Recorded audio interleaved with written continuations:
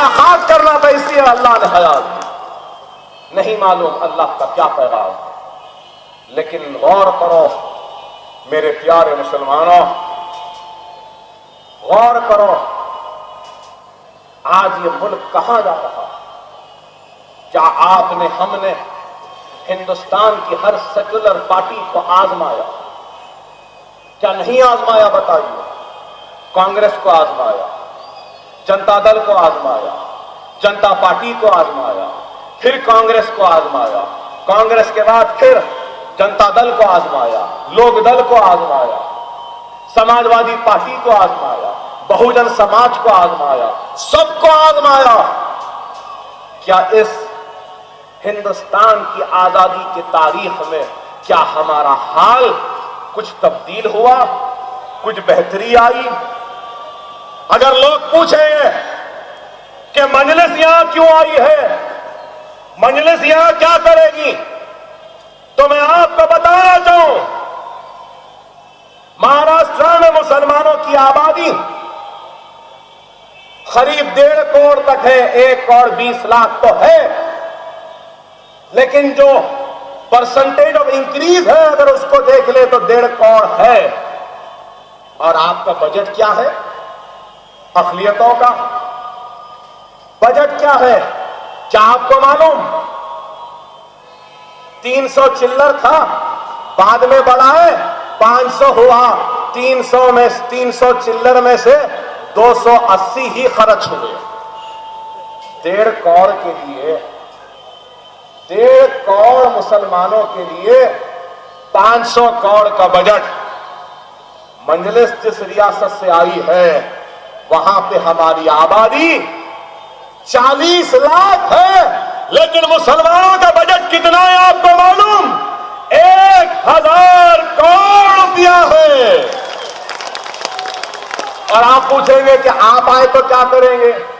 इंशाअल्लाह हम आए महाराष्ट्र में तो 500 करोड़ नहीं, इंशाअल्लाह ताला 2000 करोड़ का बजट बनाने के लिए जिद्दत करेंगे। अरे आप सोचो मेरे भाई,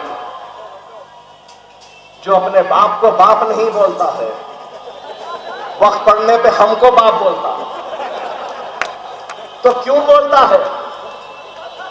कुछ तो हमारे में होगा ना कमाल। अरे हमारे पास जो कमाल है ना वो किसी के पास नहीं है। बड़े बड़ों को हमने झुकाया है। अरे हैदराबाद में जहां हमारा दफ्तर दारुस्सलाम है, उस दारुस्सलाम पे कभी इंदिरा गांधी ने भी आकर मुसलमानों को सलाम किया था और अलीगढ़ मुस्लिम यूनिवर्सिटी के मसले पर मुसलमानों से माफी मांगी थी। ये ताकत।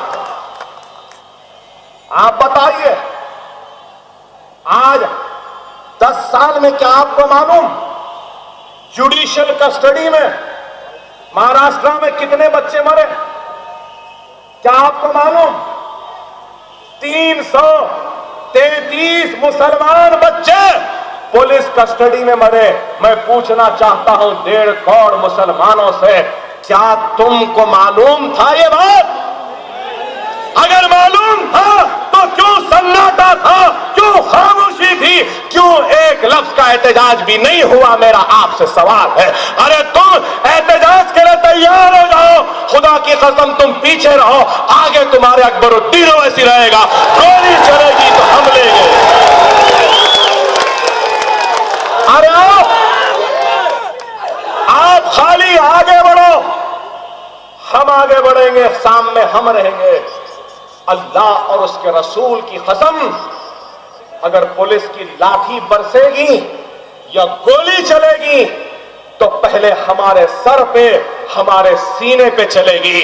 हम आपके लाशों पे खड़े होकर क़यादत नहीं करेंगे।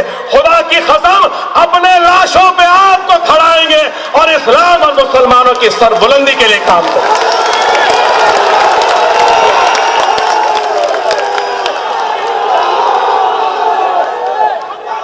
आपसे मैं यही कहूंगा,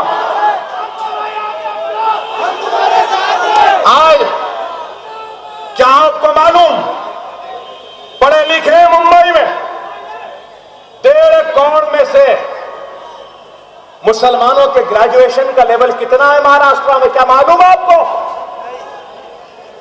मैं जो ये कह रहा हूं ये मेरे फिगर्स नहीं है, ये महमूदुर रहमान कमेटी के फिगर्स हैं जो विलासराव देशमुख ने कमेटी को बनाई थी मुसलमानों की पसमानदगी को देखने की। 1.5 करोड़ मुसलमानों में से सिर्फ 2.2% मुसलमान ग्रेजुएट होते हैं। लड़कियां 1.4। हैदराबाद में कितने बच्चे हैं ग्रेजुएशन हर साल? 20% से अबाव है तेलंगाना रियासत में जो मुसलमान ग्रेजुएट होता है। ये मेरे फिगर नहीं, सच्चर कमेटी उठा करते हैं।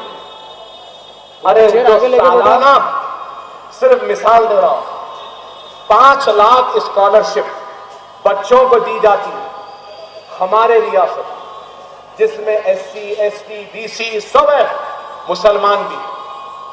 5 लाख सब में मुसलमान स्कॉलरशिप हासिल करने वाले कितने हैं मालूम आपको? इंजीनियरिंग के कह रहा हूं, 1 लाख मुसलमान बच्चे हैं हमारे रियासत में। KG से लेकर PG तक स्कॉलरशिप दी जाती है, फीस रियंबर्समेंट किया जाता है। एक गरीब रक्शे वाले, बंडी वाले, पंचर जोड़ने वाले या डब्बे वाला मुसलमान का बच्चा या बच्ची डॉक्टर इंजीनियर बनने का ख्वाब देखती है, जब भी उसका मेरिट आ जाएगा, मार्क्स अच्छे हैं तो सीट मिल जाती है और फीस हुकूमत अदा करती है। क्या यह काम आपके पास हो रहा है? ये मजलिस करे, इंशाअल्लाह ये काम करेगी। मैं पूछना चाहता हूं पढ़े लिखे महाराष्ट्र के मुसलमानों से, महमूदुर रहमान की कमेटी में कागज है, इसमें यहां पे लिखा है कि सारे महाराष्ट्र में IAS कितने हैं, तो वो लिखते हैं रिपोर्ट में 0 0 है, 0। क्या महाराष्ट्र एक IAS को नहीं बना सकता? बना सकते हैं, बशर्त ये कि हमारे रहनुमाओं में वो